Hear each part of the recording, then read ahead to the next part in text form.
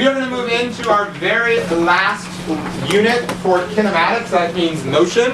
And then Jade is very happy because she really wants to get through that electricity unit. So, all right.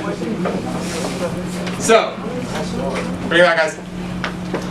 So, what we're going to take a look at today in this unit is all about objects that are crashing into one another, or they're pushing off of one another and going in different directions. So it's about the interactions between two objects. So the first object we're going to take a look at today is what I would call an explosive event.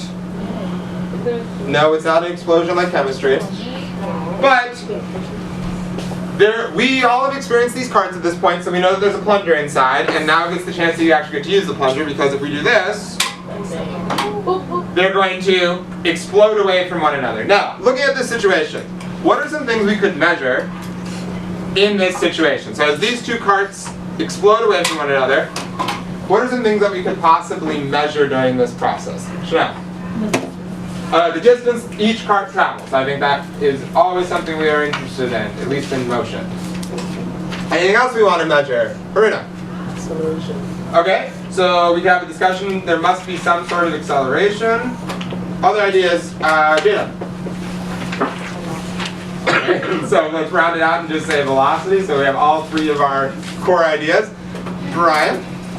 Would you say the force spring movement? Okay, so Brian's identifying that there has to be some sort of spring force that's going on in here. Aisha? Okay, so displacement is distance with direction, so I'll just put that in parentheses. Anything else? Jade? Do we need to know the mass of the cart or the mass of the block? So mass of carts slash the blocks. Yes, Jada? Right? Right, you had the cart in the middle, but aren't they not? They're not going to travel the same distance because you have this black thing there, so this cart doesn't go all the way to the back like that. So the distance is going. It might vary, and we might want to talk about how do we keep this idea constant. Here's the other thing. So Jade just brought this up. She knows that mass is going to play a role. So what's going to happen to the speeds of these objects if I put a block on one of them but not on both of them? So what's going to happen to the speed of these carts? Nick? Say it again? And specifically, which one do you think will go faster?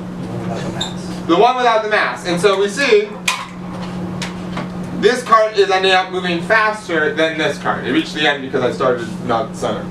But that is something that we're going to want to take into consideration. Mass plays a very interesting role. And so that's definitely, I think, leading us to a question we got to ask ourselves today about that seems to have some sort of relationship. Hold on, Aisha, don't worry about it.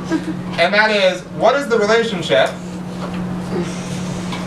make sure you're getting this down, between mass and velocity during an explosive event?